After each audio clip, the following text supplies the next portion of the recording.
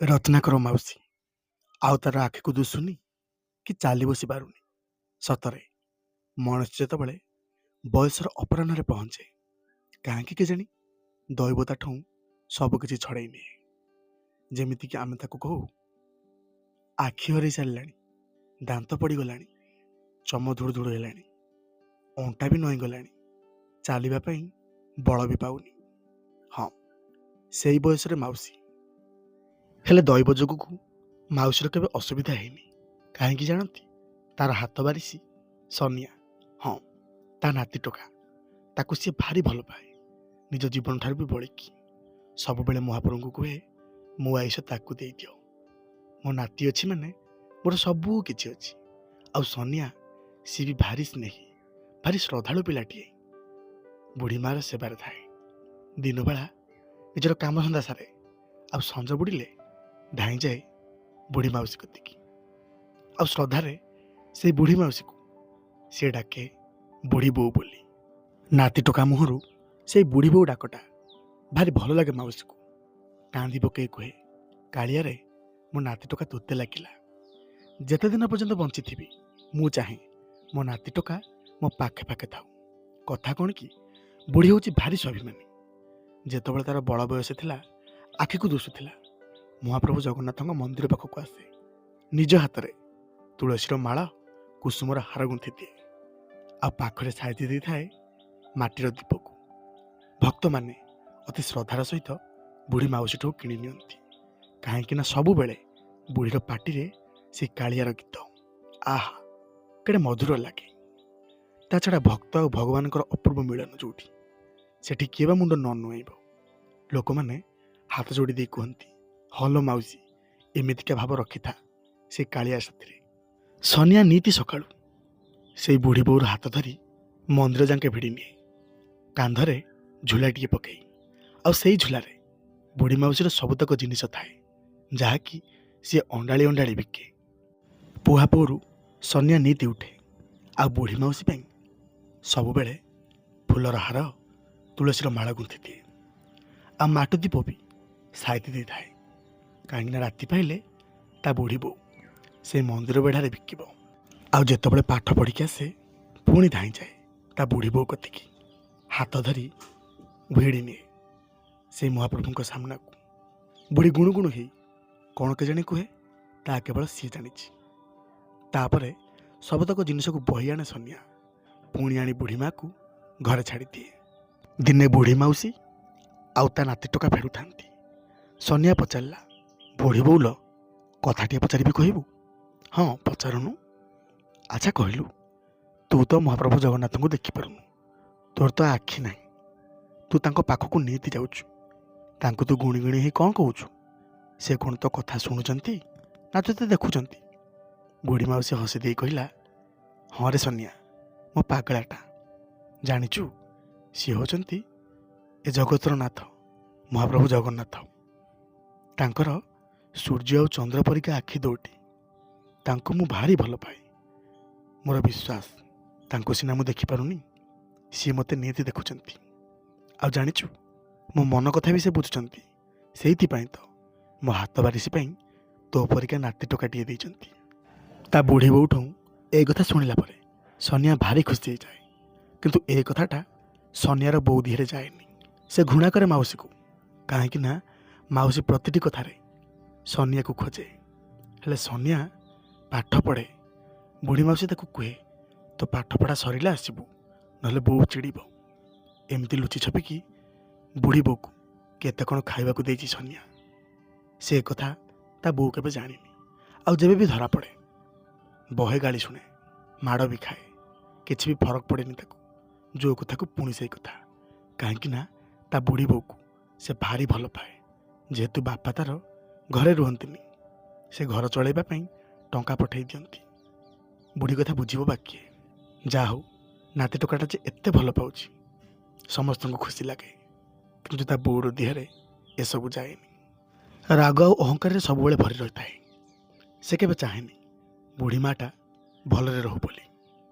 ଯାହା ବି ହଉ, କିନ୍ତୁ ବୋହୂ ହିସାବରେ ସେ କେବେ ବି ତା କର୍ତ୍ତବ୍ୟ କରିନି, ସବୁବେଳେ ଅବହେଳା କରି ଆସିଛି ସେଇ ବୁଢ଼ୀ ମାଆଟି ପ୍ରତି। ସନିଆ କିନ୍ତୁ ତା ନୁହେଁ, ବାପାଙ୍କର କଥା ମାନି ଆଉ ମହାପ୍ରଭୁଙ୍କୁ ସାକ୍ଷୀ ରଖି ବୁଢ଼ୀର ସେବା କରେ। ଏମିତି ଏକ ସମୟ ଆସିଲା ଯାହାଫଳରେ କି ସନିଆକୁ ରୋକଠୋକ ମନା କରିଦେଲା ତା ବୋଉ କି ସେ ବୁଢ଼ୀ ସହିତ ଆଉ ନ ମିଶିବା ପାଇଁ। ଏଣିକି ବନ୍ଦ ହେଇ ଆସିଲା ବୁଢ଼ୀର ମନ୍ଦିର ଯିବା। ବନ୍ଦ ହେଇଗଲା ମହାପ୍ରଭୁ ଜଗନ୍ନାଥଙ୍କ ପାଇଁ ତୁଳସୀର ମାଳ ଗୁନ୍ଥିବା, କୁସୁମର ହାର ଗୁନ୍ଥିବା ଆଉ ମାଟି ଦୀପ ସଜାଡ଼ିବା। ସବୁକିଛି ଠପ୍। ଏପଟେ ସନିଆ ବି ଭାରି ମନ ଦୁଃଖରେ ଥାଏ। ବୋଉ କିନ୍ତୁ ତାଗିଦ କରି କହିଥାଏ, ଯଦି କେବେ ସେ ବୁଢ଼ୀ ସହିତ ମିଶିଥିବୁ ତୋର ଦିନକୁ ମୋର ଦିନ। ଖାଇବା ପିଇବାରେ ବି ବହୁତ ଅବହେଳା କଲା ବୋଉ। ବୁଢ଼ୀ କହିବ ବା କାହାକୁ? ଭୋ ଭୋଇ କାନ୍ଦେ ସେ ଚାରିକାନ୍ଥ ଭିତରେ। କାଳିଆରେ ଏସବୁ କ'ଣ ହେଇଗଲା? ତୋ ପାଖକୁ ନିତି ଯାଉଥିଲି, ତୋତେ ନ ଦେଖିପାରିଲେ ବି ତୋ ପାଖରେ ଯାଇ ପହଞ୍ଚୁଥିଲି। ଆଉ ଜାଣିଛୁ ତୋ ଭକ୍ତମାନଙ୍କ ପାଇଁ କେତେ କ'ଣ ଜିନିଷ ନେଉଥିଲି। ଆଉ ସବୁଠାରୁ ବଡ଼ କଥା ହେଉଛି ମୋ ନାତି। କାହିଁକିରେ କାଳିଆ, ସେ ଆଗ ପରିକା ମୋ ସହିତ କଥା ହେଉନି, ମୋ ସହିତ ମିଶୁନି, ମୋ ପାଖକୁ ଆସୁନି। କାହିଁକି? ବୁଢ଼ୀର ଏମିତିକା କୋହଭରା କାନ୍ଦ ସତରେ ମଣିମାଙ୍କୁ ଭାରି ବାଧିଲା ସେଦିନ। ତା ଛଡ଼ା ଭକ୍ତ ତାଙ୍କର କତରାରେ ପଡ଼ି କାନ୍ଦିବ, ସେ କେମିତି ବା ସହିବେ?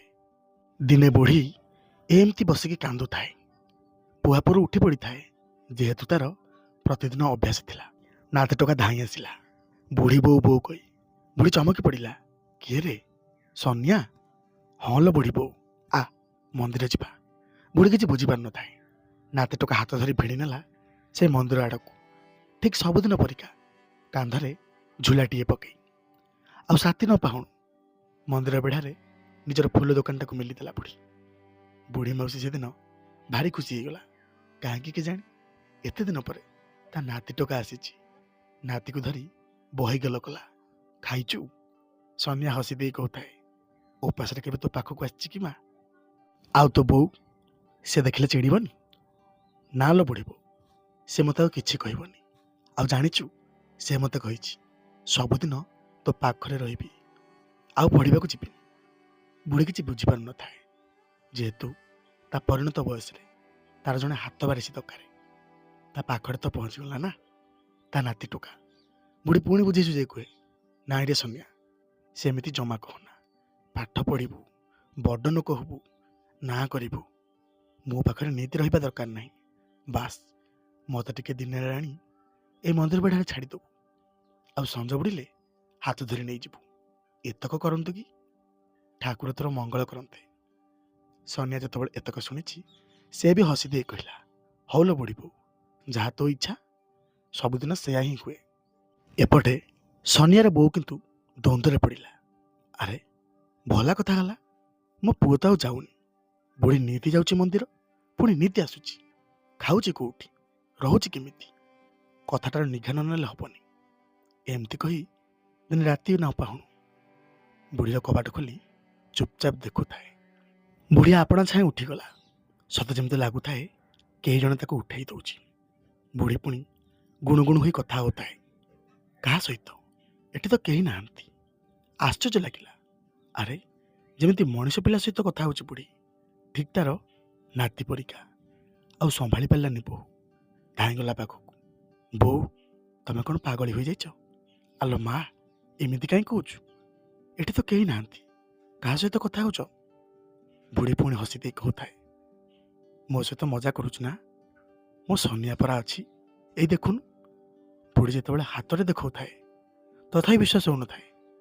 ମୋ ସନିଆ ତ ଘରେ ଶୋଇଛି, ଏଠି ପୁଣି କେଉଁ ସନିଆ? ବୋହୂ କିନ୍ତୁ ସବୁ ବୁଝିପାରିଥିଲା ସେଦିନ।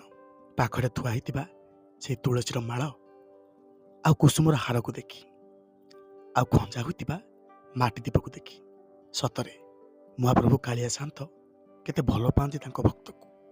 ଭକ୍ତଟି ଅସୁବିଧାରେ ପଡ଼ିବ ବୋଲି ମୁଁ ମନା କରିଥିବା ଦିନଠାରୁ ମୋ ସନିଆ ହୋଇକି ଆସୁଛନ୍ତି, ଆଉ ମୋ ବୁଢ଼ୀ ବୋଉର ହାତ ଧରି ଭିଡ଼ି ନେଉଛନ୍ତି ସେ ମନ୍ଦିର ପାଖକୁ। ମୁଁ ହତଭାଗିନୀ କେଡ଼େ ବଡ଼ ପାପ କରିଛି। ବୋଉ, ମୋତେ କ୍ଷମା କରିଦେବ। ବୋଉର ପାଦ ତଳେ ପଡ଼ିଗଲା ସେଦିନ। ସନିଆକୁ ବି ଭିଡ଼ି ଆଣିଲା ଶୋଇଥିବା ସେଚରୁ। ସନିଆ ବି ଆଶ୍ଚର୍ଯ୍ୟ ହେଇଯାଉଥାଏ, ସତରେ ଲୋ ବୁଢ଼ୀ ବୋଉ, ତୁ କେଡ଼େ ଭାଗ୍ୟବତୀ। ଜାଣିଛୁ ମହାପ୍ରଭୁ କାଳିଆ ଶାନ୍ତ ନିତି ଆସୁଛନ୍ତି, ଆଉ ତୋ ହାତ ଧରି ମନ୍ଦିର ଯାଏ ନେଉଛନ୍ତି। ବୁଢ଼ୀ ଯେତେବେଳେ ଏତକ ଶୁଣୁଥାଏ ଆଖିରେ ତାର ଲୁହ ବାହାରି ଆସୁଥାଏ। ବୁଢ଼ୀ କିନ୍ତୁ ସନିଆକୁ କୋଳେଇ ନେଇ କହିଲା, ସତରେ ମହାପ୍ରଭୁ ତୁମେ ପରମ ଦୟାଳୁ। ସେଦିନ ଗୁଣୁଗୁଣୁ ହୋଇ କହିଥିଲି, ବଞ୍ଚିଥିବା ପର୍ଯ୍ୟନ୍ତ ମୋ ସନିଆ ମୋ ପାଖରେ ଥାଉ। ସତରେ ତାହା ବି ପୂରଣ କରିଛ। ତୁମକୁ କୋଟି କୋଟି ଦଣ୍ଡବତ। ସତରେ ସେଇଦିନଠାରୁ ଆଉ କେବେ ସନିଆକୁ ମନା କରିନି ତା ବୋଉ। ଶ୍ରଦ୍ଧାର ସହିତ ନୀତି ପଠାଇଦିଏ ସେ ବୁଢ଼ୀ ମା ସହିତ। ନମସ୍କାର। ଯଦି ଆଜିର ଭିଡ଼ିଓ ଆପଣମାନଙ୍କୁ ଭଲ ଲାଗିଥାଏ ଜଣାଇବେ ନିଶ୍ଚୟ। ମହାପ୍ରଭୁଙ୍କ କୃପାରୁ ସମସ୍ତେ ଭଲରେ ଥାନ୍ତୁ, ସମସ୍ତେ ଖୁସିରେ ଥାନ୍ତୁ। ଜୟ ଶ୍ରୀ ଜଗନ୍ନାଥ।